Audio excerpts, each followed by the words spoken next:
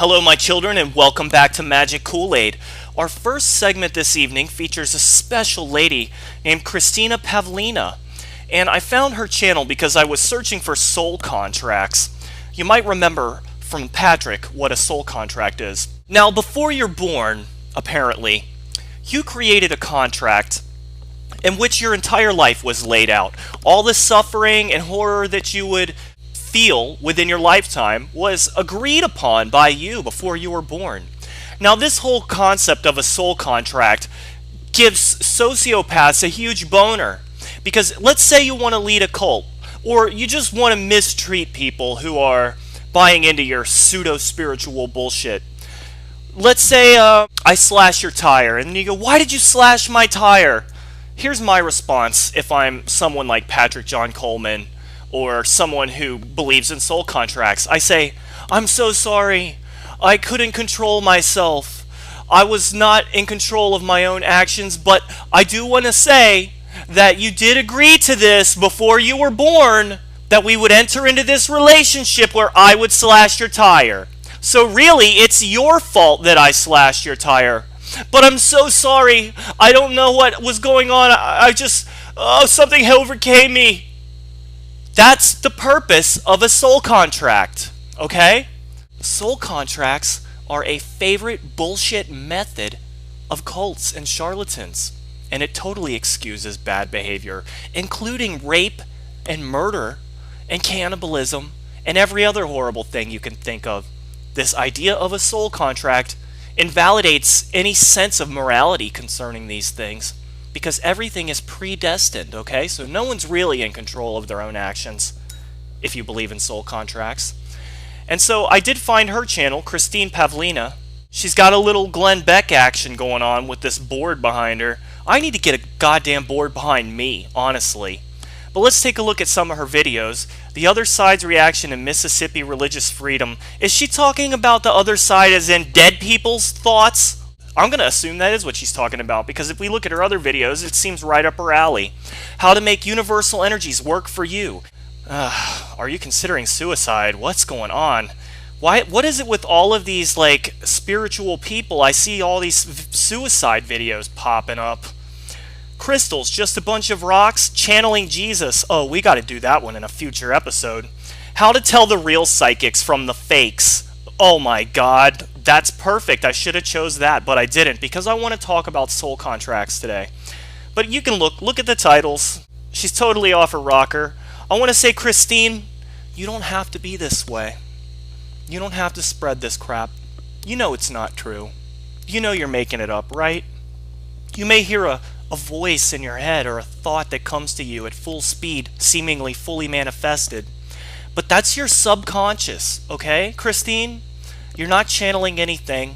You're not talking to beings on the other side. You're not special that way.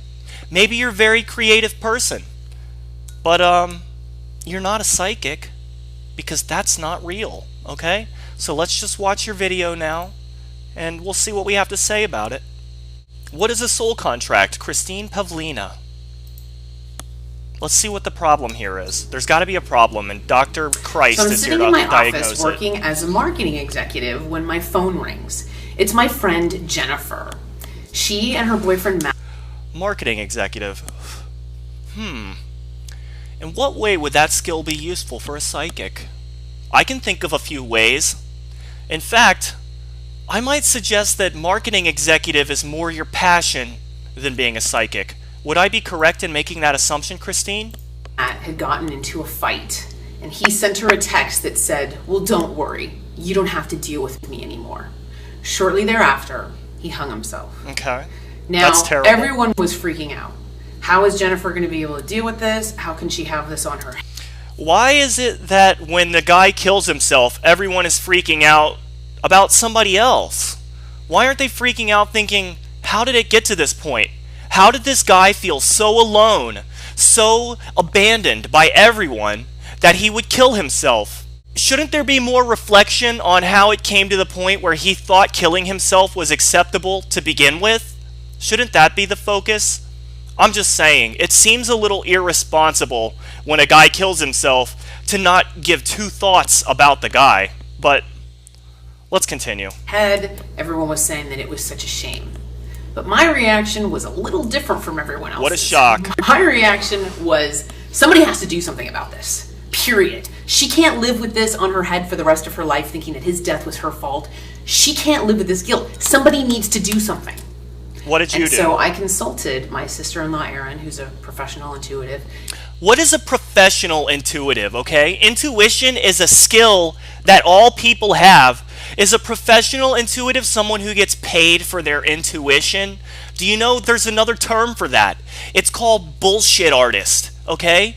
So some loving advice for you would be to call it what it is. And that way you're not lying to people, and at least they know what they're going to get when you charge them for intuitive services.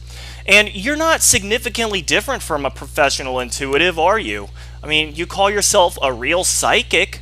I don't know that you're selling anything. I didn't do any research into that, but you are a marketing executive, so it wouldn't shock me if that's not already happening for it to happen in the future. You seem to really have this thing pegged. And she told me to send Matt's soul love and forgiveness and encourage him to walk into the light, because oftentimes... Someone who gets paid for their intuition gave you advice like that?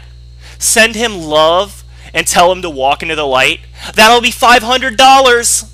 You can deduce that on your own from watching the movie Poltergeist. You don't need a professional intuitive to tell you things like that. And the fact that you act like this is some kind of knowledge that only a professional would be able to bestow is just absurd. Go with the premise that he is still a spirit floating around out there. Fine. And let's even go with the premise that you think you can talk to him. Fine. But sending him love and light? Why? Why don't you actually consider the ramifications of the suicide and its effect on the real world? Don't go into fantasy land where sending pretend energy is going to give you pretend happiness. It's not. You're doing it to make yourself feel better about who you are. But who you are is someone who just pretends to do things. Can we please be honest about that? That's what you're doing when you send this energy to a spirit, okay? People commit suicide, they're afraid of it. It's funny also that this is the way you're helping somebody. You go, I'm going to be the one who does something to help this girl. Let me lay down and astrally project and send magic energy to her dead boyfriend. That's the thing that I'm actually going to do to help her. Give me a break. Because they're afraid of being judged. So I did just that, and I followed Erin's advice. Well, little did I realize at the time that I was casting love at Matt's soul. Yeah. And casting love at souls is like passing out free ice cream cones. Oh, okay. They're going to show up, and they're going to take the ice cream cone.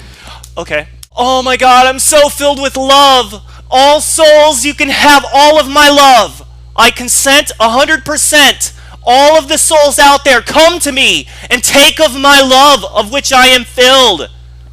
Let's see if anything happens. This is another thing you state like it's a fact that anyone at their house can do. Anyone can do this and prove that you don't know what you're talking about. And if it doesn't work for somebody, well, you just say, well, you aren't filled with real love. Well, who are you to determine what real love is? I'm viewing what you're doing as narcissistic egotism, not real love. I just don't understand how you seem to be the one who has this power when anybody can just sit on their couch and do the same thing. So the next day, I was sitting in my office and my business partner walked in and I heard a voice say, "Who's she?" I said, "What do you mean, you heard she?" a voice? You know who that is. That's Megan. Get on some lithium. That's not say, normal. "She's hot." A voice in your head called a woman hot. Could you be having some repressed feelings surfacing right now? It was Matt. It was Matt's voice. Are you sure it was Matt? The day after I cast love him, I was able to hear I think it was you. So it ended up being a blessing because I was able to channel Matt to my friend Jennifer and try. Your friend Jennifer should say, "Oh, you're channeling Matt? Well, tell me one thing that only Matt and I would know." That's a simple way to prove that you're lying. So if your friend is watching this video, I hope your friend asks you that. And I'm not trying to bring you down, Christine.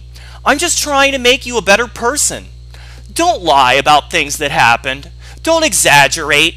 And actually take actions when you want to help people. Don't just send out pretend energy to ghosts and then have pretend conversations with ghosts, which may or may not indicate some repressed sexual feelings on your part for women. Don't do those things, because they're actually worthless. And you're actually taking advantage of your friend in her time of grief to make it all about you. That's what's happening. And it's bad for everyone. But it's really bad for you, because think of how this is making you look, Christine. Resolve a sensitive situation as much as a situation like that could be resolved. I was able to channel Matt's soul to Megan and try and ease the pain a little bit. You probably made it so much worse. Now, it would be easier for Megan to move on if she could accept that her boyfriend had taken his own life and was now dead and in the great unknown beyond life. But you have simply told her, no, he's still alive and he's talking to me and I can tell you all the things he says. That's not really happening, is it? It's not happening. It's actually pretty gross that you would do this to your own friend. And then you would pat yourself on the back afterwards and tell the world what a great person you are for doing it. My reaction to that whole situation Just noticed your sweater. That was weird. It was pretty weird. Pretty crazy, huh? My best Yeah, it friend's was. going to consult a priest. People are kind of like, whoa, what happened to Christine? I'm like, that was weird. Let's move on. Yeah, let's move on. Guys, I just had a complete narcissistic outburst in which I made a total fool of myself and took advantage of my friends. Let's move on without discussing it. Let's pretend it never happened, unless you watch my video in which I fully describe it for everyone. Yeah, That's not called moving on. Love you, shmove you. It's called patting yourself on the back. The other side had a different idea.